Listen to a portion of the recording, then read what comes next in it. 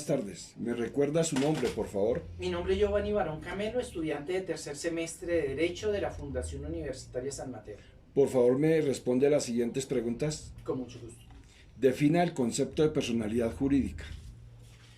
Personalidad jurídica es aquella por la cual se reconoce a una persona, entidad, asociación o empresa con la capacidad suficiente para contraer obligaciones y realizar actividades que generan plena responsabilidad jurídica frente a sí mismos y frente a terceros.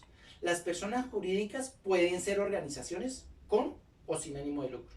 Además, pueden tratar de alcanzar un fin común o todos los componentes de la misma, o bien poseer un determinado patrimonio con una misma finalidad concreta. ¿Cuál es la diferencia entre la personalidad jurídica de un Estado y una organización internacional?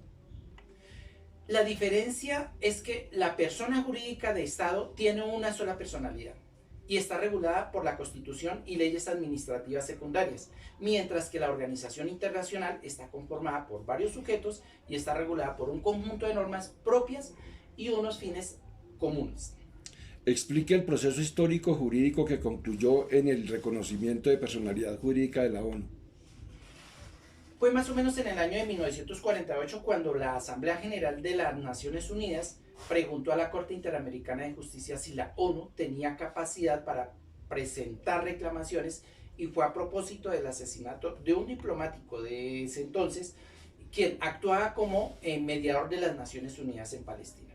La Asamblea General interroga a la Corte si la ONU podría repetir contra el Estado responsable, aunque no estuviera expreso el reconocimiento de la personalidad jurídica de la ONU, manifestándose de manera afirmativa y confirmando que otros entes distintos a los estados pueden ser sujetos del derecho internacional y ejercer derechos vinculados a esta categoría. Así como los estados están investidos de competencias en el derecho internacional, también otras entidades que disponen de capacidad internacional restringida de acuerdo a los poderes atribuidos por los estados en los cuales se contempla el acto de creación de personalidad jurídica. ¿Quién tiene capacidad jurídica plena en el derecho internacional? Explique en qué consiste. En virtud del principio de autoorganización se entiende que todo estado es soberano para determinar la naturaleza, características y competencias de sus propios órganos internacionales. Así las cosas, el ordenamiento jurídico de cada estado habilitará a ciertos individuos para realizar actos a nombre del estado. Por lo tanto, corresponde al derecho interno determinar el alcance de esa capacidad jurídica en la naturaleza de las competencias internacionales. Por lo tanto, la capacidad jurídica plena en el derecho internacional la tienen los estados y algunas organizaciones no gubernamentales, y la capacidad jurídica consiste en ejercer ciertos derechos y responsabilidades en el marco del sistema jurídico internacional. ¿Quién tiene capacidad jurídica restringida en el derecho internacional? Explique en qué consiste. Existen entidades que disponen de una capacidad internacional restringida, como es la ONU, por cuanto la organización debe depender de propósitos y funciones del Estado, tal como son enunciados o están implícitos en los textos constitutivos y desarrollados en la práctica. Explique dos manifestaciones de la personalidad jurídica internacional. Uno, la capacidad de recibir y enviar representantes. Esto quiere decir que quienes disfrutan de ciertas prerrogativas a modo de privilegios e inmunidades se reconocen a modo general a los estados, y para el ejercicio de sus funciones a las organizaciones internacionales. Y la segunda puede ser la capacidad de acceder a instancias internacionales, y es con el objetivo de reivindicar derechos a través de una reclamación internacional o quedar sometido a aquellas que vulneran una obligación internacional y que tenían a su cargo, o lo que es lo mismo, una actitud para participar en relaciones jurídicas de responsabilidad internacional. Tiene un alcance general para los estados más limitados, para las organizaciones internacionales que no pueden dirigirse en fases contenciosas, por ejemplo, a la Corte Interamericana de Justicia. Explique los elementos constitutivos de un Estado. Son cuatro. Uno, población. Se trata del conjunto de individuos que se hallan unidos al Estado por un vínculo jurídico frente a la nacionalidad que se caracteriza por permanencia en el territorio y la continuidad en el tiempo. La nacionalidad constituye el vínculo jurídico entre el individuo y un Estado, por el cual el individuo se encuentra bajo la jurisdicción personal del Estado. El segundo es el territorio. Otros sujetos internacionales, como las organizaciones internacionales, no poseen un territorio propio sobre el que ejerzan competencias soberanas disponiéndose de él libremente. Así las cosas, para una mejor comprensión se puede decir que las organizaciones son internacionales, compran, alquilan locales del territorio de un Estado o con el cual se concentra su sede y ejercen funciones en el territorio de sus miembros a través del ejercicio de las competencias que les ha trasladado el Estado. Pero no pueden alterar sus fronteras como sí lo puede hacer el Estado al ejercer la soberanía sobre ese territorio. El tercero, hablamos del gobierno, las organizaciones del poder político en el globo del conjunto de órganos que expresan el poder soberano en el orden político y jurídico. Ejercen funciones legislativas, ejecutivas y jurisdiccionales. El gobierno tiene que ser efectivo tanto en el plano interno, capaz de establecer y en mantener el orden interno, como en el externo también tener la capacidad de relacionarse con los sujetos del derecho internacional. Las características del gobierno son una cuestión interna del Estado. Todo Estado tiene el derecho inalienable de elegir sus sistemas políticos, económicos, sociales, culturales, sin injerencia en ninguna forma por parte de ningún otro Estado.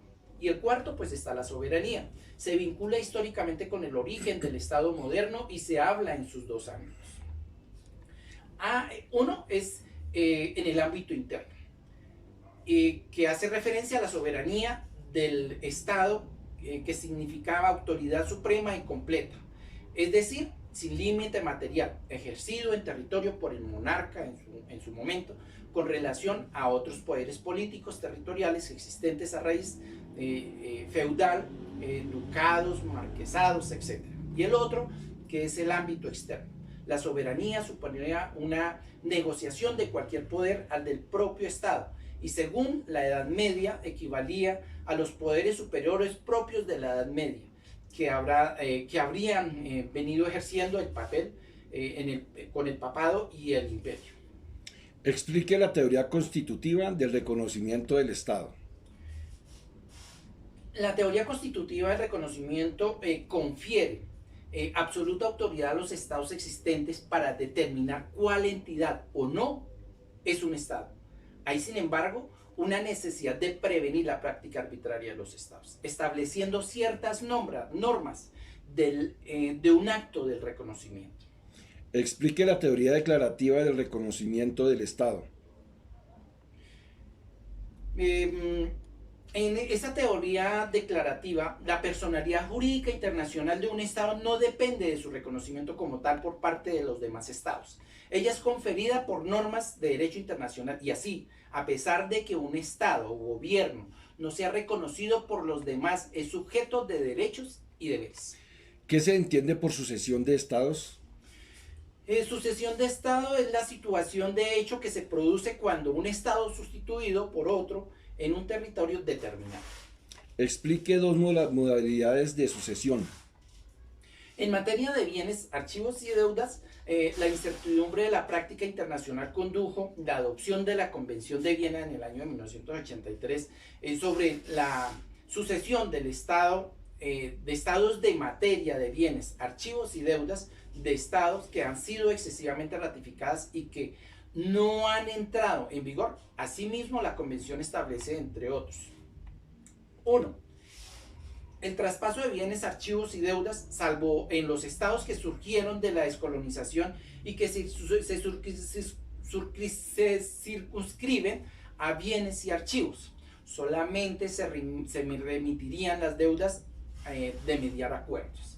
El otro es el traspaso de los bienes, archivos y deudas que retrotrae sus efectos a la fecha de su sucesión. La sucesión de bienes y archivos, salvo en contrario, ha de hacerse sin compensación. El otro sería la sucesión y la membresía en organizaciones internacionales. En el año de 1947, cuando el Imperio Británico se convierte en dos estados, la India y Pakistán, la Comisión de la Asamblea General de las Naciones Unidas fijó criterios que podrán servir a futuro para resolver este tipo de problemas con relación a esta organización. Dentro de ellas está un Estado miembro de las Naciones Unidas, se presume que no puede dejar de serlo por el hecho que su constitución haya sufrido modificaciones. El otro, el nuevo Estado, no ostenta la condición de la organización. Cualesquiera que sea su territorio o población que haya formado parte o no con anterioridad de un Estado miembro de las Naciones Unidas, y el otro, con arreglo a las propias circunstancias, y cada uno deberá ser juzgado. Explique una consecuencia jurídica de la sucesión de los estados que aparezca en la lectura. Los distintos fenómenos sucesorios descritos, unificación, absorción, descolonización, disolución, separación, secesión y cesión, ante la inexistencia actual de territorios no sometidos a soberanía, configuran las modalidades más posibles de cambio en el ejercicio de la soberanía sobre un espacio geográfico concreto, por cuanto la sucesión de Estado es la sustitución de un Estado por otro en las relaciones internacionales de un territorio.